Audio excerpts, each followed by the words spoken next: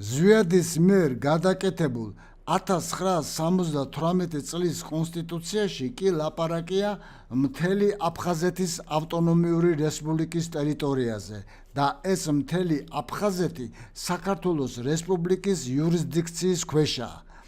1991 წლის აგვისტოში აფხაზები პრეზიდენტ გამსახურდიას მიერ შეთავაზებულ კანონს დათანხმდნენ. ანუ აფხაზებმა საქართველოს რესპუბლიკის მიერ დგინებული კონსტიტუციით მიიღეს არჩევნებში მონაწილეობა. ესე იგი, აფხაზებმა აღიარეს დამოუკიდებელი საქართველოს კონსტიტუცია. აფხაზეთში შესაბამისი კანონით იქნა არჩეული ავტონომიური რესპუბლიკის პარლამენტი, სადაც 28 აფხაზი, 26 ქართველი და 11 არაქართველი და არააფხაზი იყო, სულ 65 დეპუტატი.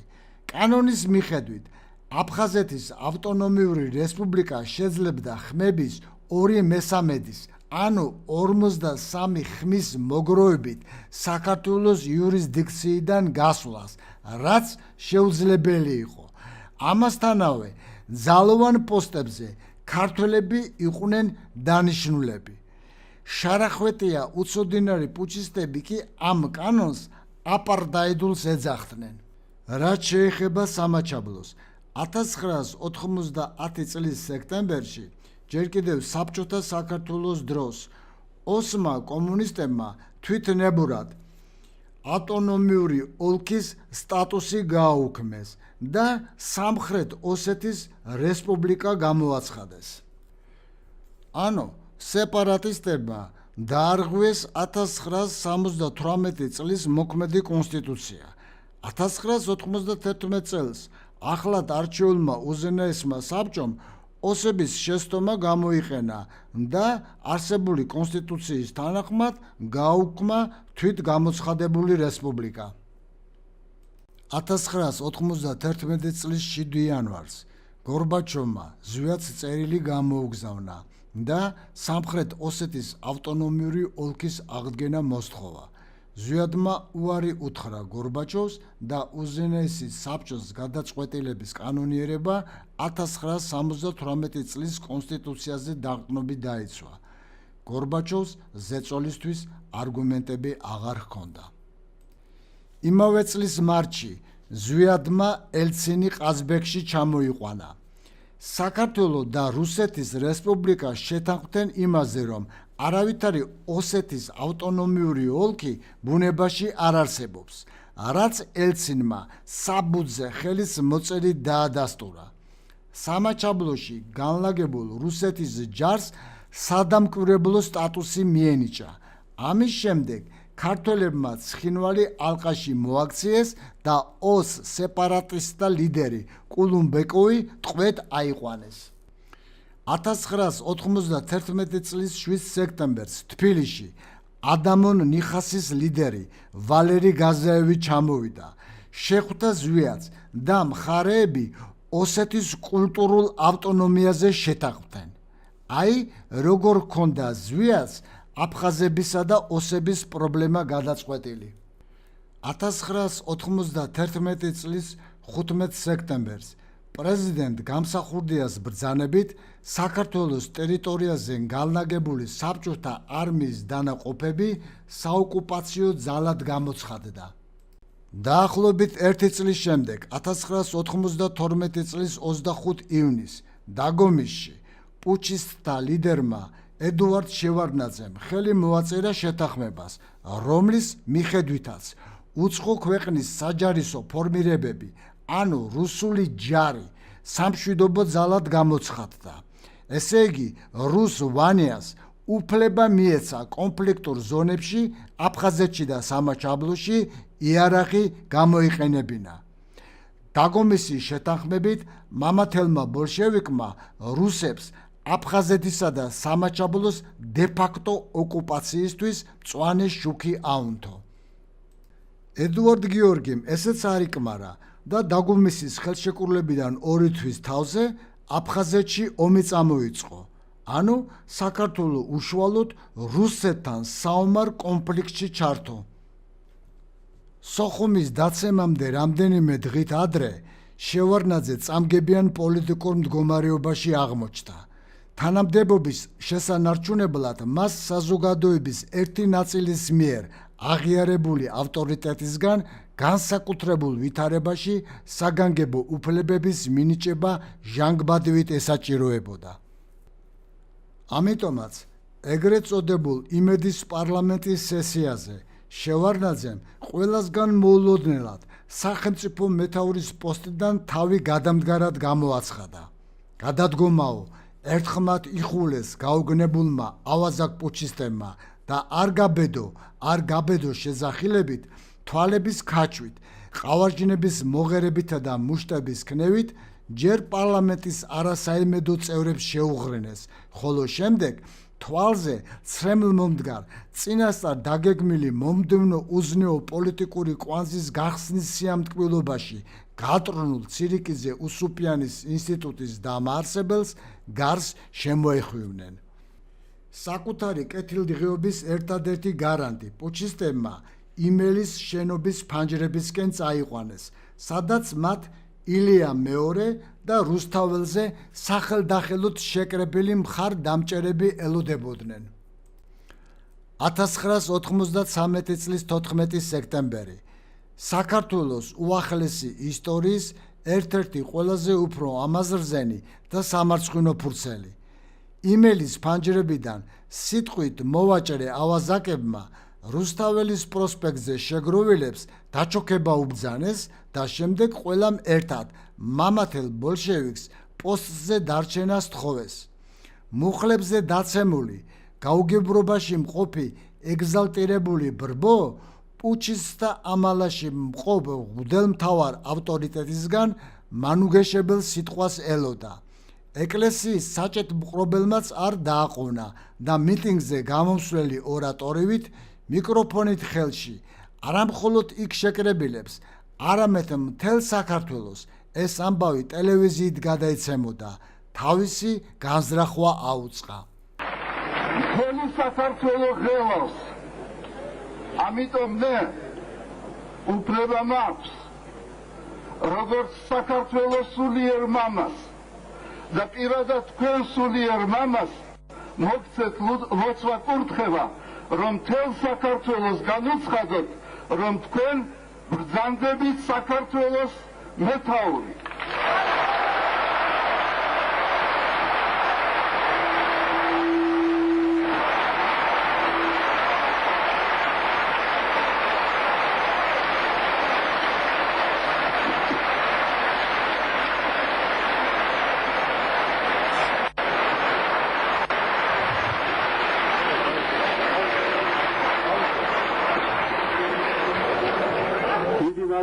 კარგად იღავით ხმა ღვთისა და ხმა ერისა.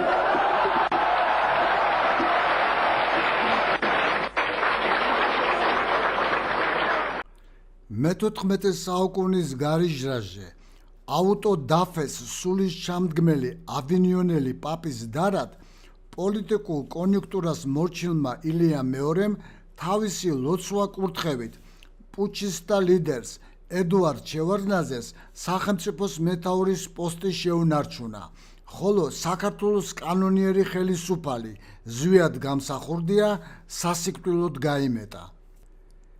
ქრისტეს სიყვარულობანას თამაში გართულ ღვთისმსახურთა და პროფანული აზროვნების მქონე ქართველთა ცნობიერებაში ღრმად შეჭრილმა ტყუილის მეუფემ ყოველგვარ უგუნურებასა და უკეთურობას ხელფეხი გაუხსნა.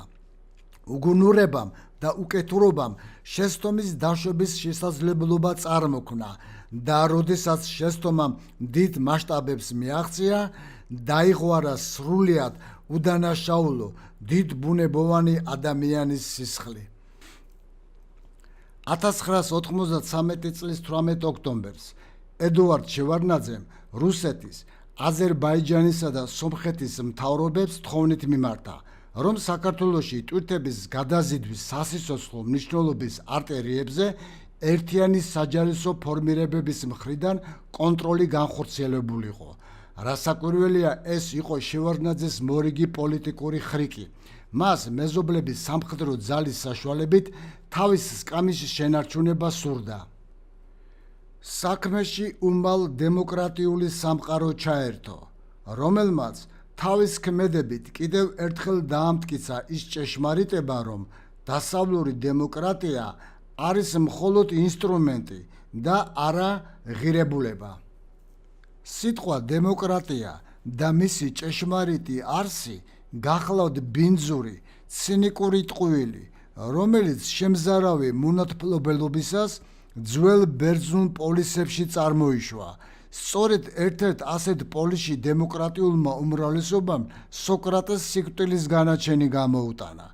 სიტყვა დემოკრატია სინამდვილეს ილუზიად ანაცვლებს. ადამიანებს ჯერათ, რომ ყოველი მათგანი დემოკრატიის დახმარებით საკუთარი ნების გამოხატვის საშუალებას მიიღებს და ვერ ამჩნევენ იმას, რომ დემოკრატია მოწყობილია ისეთნაირად, რომ მართვის საჭესთან მხოლოდ ადამიანების ვიწრო წრე დგას, ხოლო დანარჩენები კი ამ ვიწრო წრის ნებას ემორჩილებიან. გაგახსენებთ, რა ძირითადი მოთხოვნა ჰქონდათ საკუთარი კეთილდღეობისათვის თავგადაკულ პუჩისტ ავაზაკებს. ისინი ყელის ჩახლეჩამდე ყვიროდნენ, ჯერ დემოკრატია და შემდეგ დამოუკიდებლობაო. ეს თავდაჯერებული ნარცისები ვითომ და ერკვეოდნენ დემოკრატიის არში. არადა მინდა მოგახსენოთ, რომ რა დოზითაც ორ ფეხზე მდგომი გაპოტული ქათამი შეიძლება წარმოვიდგინოთ ადამიანად, სწორედ იმავე დოზით დემოკრატიის მოთფრიალი პუჩისტები ერკვეოდნენ დემოკრატიაში. მათ უბრალოდ ეგონათ, რომ ფეხების ბაკუნითა და დემოკრატიის ძახილით სალაფავთან მისასვლელი გზა გაეხსნებოდათ. მაშასე, დასავლეთის დემოკრატიამ საქართველოში ვითარების მოგვარება შვედეთის საგარეო საქმეთა მინისტრს და იმავდროულად ევროპის უშიშროებისა და თანამშრომლობის ორგანიზაციის საგარეო საქმეთა მინისტრების საბჭოს თავმჯდომარეს მარგარეტ აპ უგლას დაავალა. ეს მაღალი რანგის ფოსტალიონი 1993 წლის 20-დან 27 ოქტომბრამდე ჯერ რუსეთის საგარეო საქმეთა მინისტრს ანდრეი კოზირევს, შემდეგ სომხეთისა და აზერბაიჯანის მთავრობების უმაღლეს ხელისუფლებების წარმომადგენლებს შეხვდა. ბაქოსა და ერევანში ამ ქალბატონს შევარდნაძეც თან ახლდა. აზერბაიჯანელებმა და სომხებმა საქართველოში სამხედრო ძალის გამოგზავნაზე უარი თქვეს. ამის შემდეგ მარგარეტ აპ უგლასი ისევ მოსკოვში ჩავიდა და რუსეთის ხელისუფლებისგან შევარდნაძის ხუნტის გადარჩენა კატეგორიულად მოითხოვა. დემოკრატიული ზეწოლის შემდეგ დასავლეთელ პატრონს ბოლომდე ჩაბარებულმა და არყით გაბრუებულმა ელცინმა ფოთში შესვლის ბრძანება გასცა. დასავლეთმა საქართველოს წინააღმდეგ თავის ბინძური მიზნების განსახორციელებლად კიდევ ერთხელ გამოიყენა რუსული დათვი. 1993 წლის 4 ნოემბერს 15 გემი, საავიაციო დანაყოფები, 2500 საზღვაო ქვეითი ჯარისკაცი, საშტურმო ბატალიონი, ტანკების ასეული და 1300 артиლერისტი 30 დღის 24 საათიანი განუწყვეტელი ბრძოლისთვის საჭირო რაოდენობის ტყვია წამლით მომარაგებულები ფოთში შევიდნენ. ფოთის პორტში შევარდნაძე და ხუნტის თავკაცები ადმირალ ბალტინს პიონერებივით სწორ ხაზზე გამწკრივებულები დახვდნენ. რუსულმა სამხედრო ძალამ თურქეთის საზღვრიდან ადლერამდე დაბლოკა საზღვაო აკვატორია, დაიკეტა საქართველოს საჰაერო სივრცე. ერთ კვირაში ბალტინის ჯარმა სამეგრელოს ყველა ქალაქში და სოფელში ხუნტის ბანდ ფორმირებები შეიყვანა. საქმის ვითარებით გახარებული შევარდნაძე მზად იყო რუსეთისთვის ფოთი დაეთმო, იხილეთ ედუარდ ბალტინის მოგონებები. გადამთიელ ადმირალს თავისი ჯარისკაცებისთვის შევარდნაძემ ანაზღაურების გარეშე 80 ბინიანი 4 საცხოვრებელი კორპუსი შესთავაზა, რაზეც რუსეთის მთავრობამ უარი განაცხადა. ამგვარად, რუსის ჯარის დახმარებით და დემოკრატიის სახელით მამათელმა მილიციონერმა თავის ბინძურ კლანთან ერთად ჩვენი სამშობლო სულ მოკლე ხანში მარკესის მაკონდოთ აქცია. თვითონ მილიარდები დაისაკუთრა, ხოლო უერთგულეს ავაზაკებს ცოტა ოდენი უწილადა. ამ მაოხრებელმა გზირმა კიდევ ერთ დიდ უკეთურობას, დამოუკიდებელ სახელმწიფოში კოლონიალური ადმინისტრაციის ინსტიტუტის ფუნქციონირებას ჩაუყარა საფუძველი. მოქალაქეთა კავშირიდან მოყოლებული მნიშვნელობა აღარ აქვს იმას, თუ რომელი პარტია ან პოლიტიკური ბლოკი გაიმარჯვებს არჩევნებში. ყოველი ახალი ხელისუფლება ავტომატურად კოლონიალური ადმინისტრაციის ფუნქციების შემსრულებელი ხდება. მათ შორის განსხვავება არის მხოლოდ იმაში, თუ ვინ უფრო მეც მოიპარავს ბიუჯეტიდან და პატრონების წინაშე ვინ უფრო ენერგიულად იხოხიალებს მუცელზე. 1993 წლის დეკემბრის მიწურულს რუსული სპეცსამსახურების დახმარებით ქართველმა ავაზაკებმა საქართველოს პრეზიდენტი მოკლეს. მკვლელობამდე ზვიად გამსახურდიამ ზუგდიდში მყოფი უზენაესი საბჭოს დეპუტატები და მთავრობის წევრები სახლებში გააბრუნა. საკუთარი ბედისწერის სცენაზე გამანადგურებელ მარტოობაში დარჩენილმა დევნილმა პრეზიდენტმა სამეგრელოს ტყეებში თითქმის 1 თვე იმარტვილა. დღეს 28 წლის გადმოსახედიდან შეიძლება ხმამაღლა ითქვას, რომ სოფელ ხიბულაში ზვიად გამსახურდიას ტრაგიკული აღსასრული გახლავთ ქართული რაინდული სულის უკვდავების დიდებული პარადიგმა. ხოლო მამულეთში ცხედრის რამდენჯერმე მიწას მიბარება და შემდეგ გროზნოში გადასვენება თავის სიმპტომატურობით საკმაოდ ემსგავსება სასიკვდილოდ დაჭრილი მეფე არტურის ავალონის კუნძულზე იდუმალი გადაყვანისა და გაუჩინარების ლეგენდას. მაშასე საყოველთაო მატერიალიზმის, ქაოსისა და უღმერთობის ზეობის ეპოქაში სული დაინვალიდებულმა, კაცთა სახე დაკარგულმა ქართველმა ავაზაკებმა 86 წლის ინტერვალში 1907-1993 წლები საკუთარი ხელით მოკლეს ერის საუკეთესო შვილები, გრაალის უკანასკნელი მცველები, ილია, მერაბი, ზვიადი და ყოვლად უღირსნი და სულელნი დაიტოვეს ქვეყნისა და საკუთარი თავის ხელმძღვანელებად. ხორხე ლუის ბორხესი წერს, არგენტინაში თითქმის ყველაფერს ივიწყებენ. დიქტატურას, უზნეობას, უნამუსობას, ფლიდობას, მლიქვნელობას, თავის მოჭრას. ყველაფერს ივიწყებენ, ან პატიობენ. დავიწყება პატიებასაც ნიშნავს და ამგვარად დაუსჯელობაც მტკიცდება. გენიალურ არგენტინელს ეს სიტყვები თითქოს და ჩვენთვის ქართველებისთვის ჰქონდეს დაწერილი. ბლოგის დასასრულს გავიხსენებ ჯალალ ედინ რუმის ერთ ლექსს, რომელიც ჩემი აზრით სწორედაც რომ ზუსტად ასახავს ქართველი კაცის დღევანდელ სულიერ მდგომარეობას. კაცური კაცი ის არის დახვალ, მისგან დარჩება სახელი დიდი, ვინც დღეს იესო ქრისტეს ყიდულობს, ხოლო იესო ქრისტეს ვირს ყიდის. შენ კი ამცნებას არ ეზიარე და იმ ზომაზე დაეცი ფლიდი, რომ ქრისტეს ყიდი და ვირს ყიდულობ და არც არაფრის არ აგაქვს რიდი.